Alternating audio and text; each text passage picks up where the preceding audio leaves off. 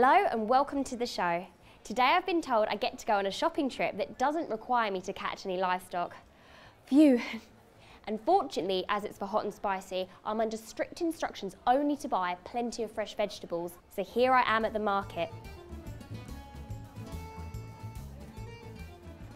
Right, now I've picked up all the ingredients and a few extra bits and bobs for myself, we can start the show.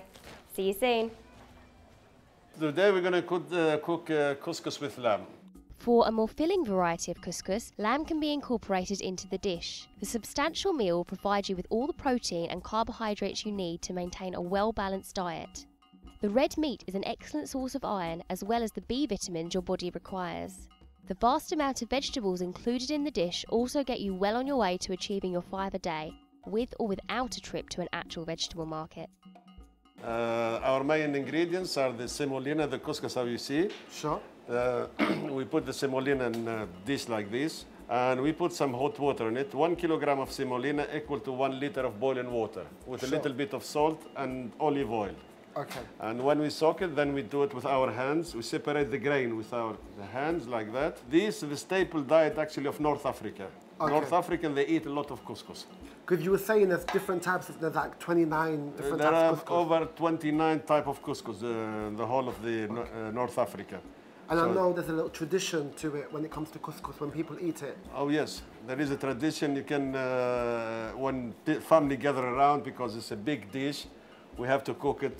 And everybody gather around to eat the couscous. Because you cannot cook couscous for 4 or 5. It has to be at least 6, 7, 8 people to cook. And in Morocco, I know they eat it, it's a Friday meal. Moroccan, they eat it on a Friday, we eat it on a Sunday. That's in Tunisia? In Tunisia. Or you can eat it every day. Where I'm from in Tunisia, we eat it every day. But with different type of meat, either lamb or chicken or fish, or any type of meat, really. It's just for our viewers at home, a lot of Middle Eastern food comes with culture and there's tradition to it. Today we're going to try to do the Tunisian way. No, yeah. And that's how we're going to go about it. To make this recipe, you will need 1 kilogram of semolina, 400 grams of chopped lamb, some salt, 1 tablespoon of olive oil, 1 chopped pumpkin, 2 carrots, 1 courgette, 2 turnips, 3 medium potatoes, 1 onion, some raisins, a pinch of sugar, and 1 red chilli. For the sauce, you will need 2 teaspoons of paprika, 1 teaspoon of dried harissa, 2 teaspoons of tomato paste, 1 onion, and some salt and pepper.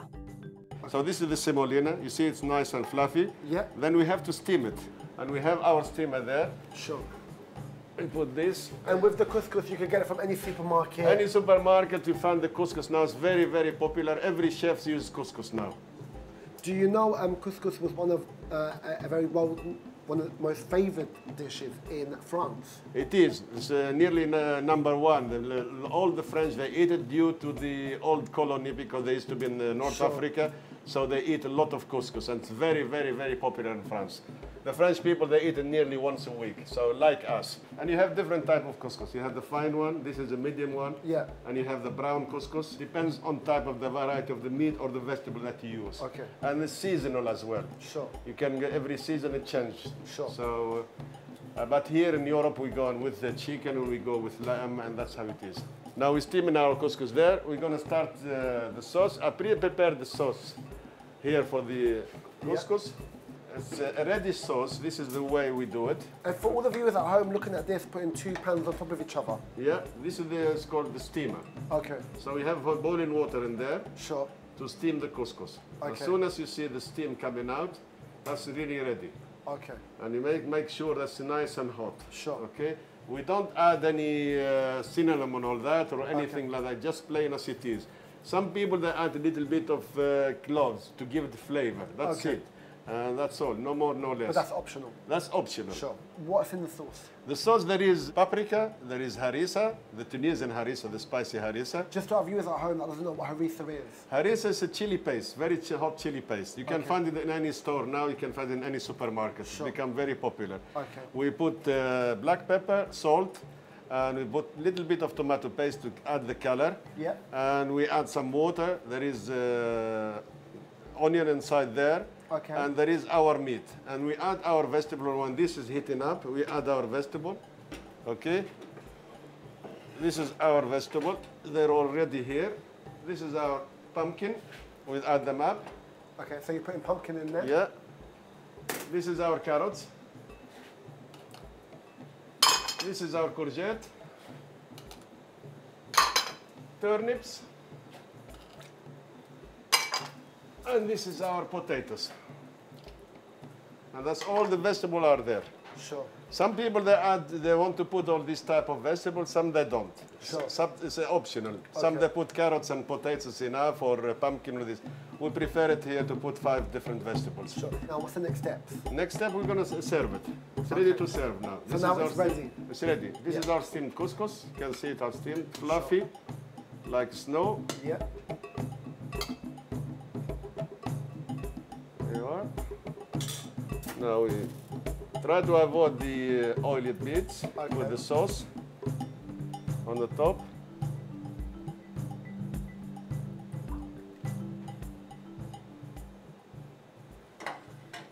Now we add our vegetables.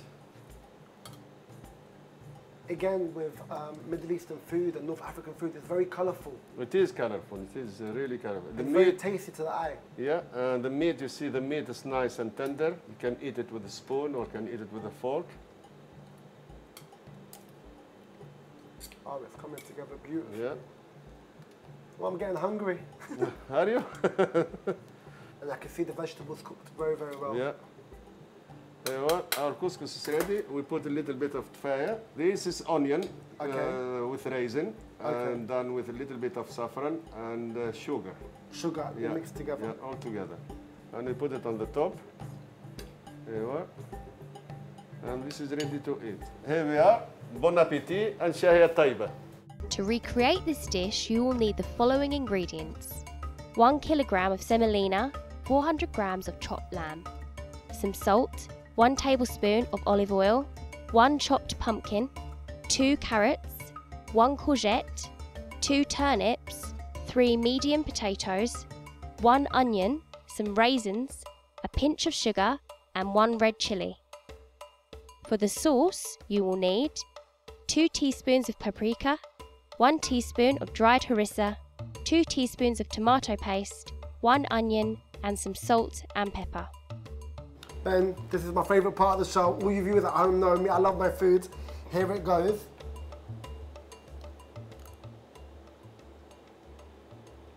That's beautiful. That is really beautiful. Thank you. The meat is so tender. Yeah. It's beautiful. The lamb incorporated into this dish is also a regular inclusion in Mediterranean as well as Middle Eastern dishes due to its high protein content as well as being a good source of vitamin B and omega-3 oils. Add the couscous into the equation and you have yourself a well-balanced meal fit for any occasion. Make sure you try it at home. It is quick, it is easy, and it's very healthy. No excuses. Finally, it's the part of the show where I get to take a break. Hang on a minute, that doesn't look right. It says Breek, Emily. Breek. Oh, sorry. Never mind. Anyway, see you after the break. So Breek is a North African dish. It's the must in the month of Ramadan for Tunisian people. It's very popular in Morocco, but in the month of Ramadan in Tunisia, that's when we break fast with the breek. Learning today. So what is the steps we're going to be taking today? The steps is we take a piece of fill of pastry. Okay. We open it up. Where can they purchase this? Or? This one you can buy it in any Oriental shop, or either Nejwa Road or the local areas, or a Turkish shop. There's plenty of this you can find. And in Tunisia, I know they make them handmade. They are homemade in Tunisia. The housewife makes it at home. And they use a dough made out of semolina and a flour on a copper pot, top of the heat. And they turn it around on the copper. When it dries up, they lift it up, becomes this leaf exactly like this. Sure. But it's a round one instead of square one. And for all our lazy viewers at home, you can go purchase it in the shops. To make breek, you will need 1 sheet of phyllo or breek pastry and 1 egg. Feel free to add any vegetables or meats that you prefer. So it's very simple, just crack an egg. This is the simplest way. Okay. And you put it there. Some people, they might put some mashed potatoes, a little bit of parsley. You can put king prawns, you can put tuna fish, you can put anything. My favorite is the plain one. Sure, and this is what you get on the streets of Tunisia? The streets of Tunisia. You have to be careful like that. Get messy, and it's nice to eat it because it gets messy as well. Sure, so okay. watch out and put a napkin around your neck. Sure, okay. So that's the best way to do it. So is it just one fold? One fold. Okay. Okay? So I do it that way. And then what, do we take that now to the Now we frying pan? turn to the frying pan and we fry it.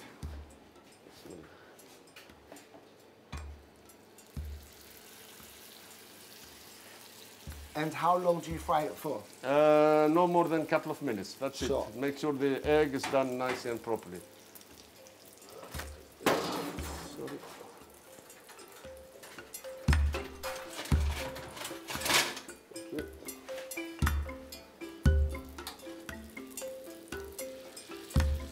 And you turn it around.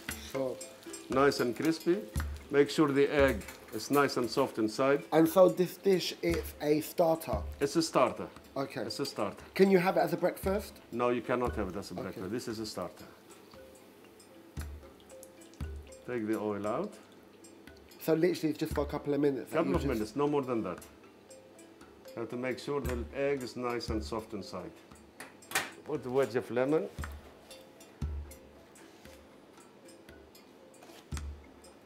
Take this bit off, like that. When you squeeze, the juice comes out. You do it like this. Ben, this is my favourite part of the show where I get to taste. And then you can taste it. But be careful. You have to give you a napkin. That don't get messy. Okay, here we go. So you eat it with your hands. You pick it up with your hand, that's the best way. That's the way you take it like that, and you lift it up and you bite there. Okay, right. Here it goes to all the viewers. And it's hot, huh? Be careful. Huh? Okay. Ready?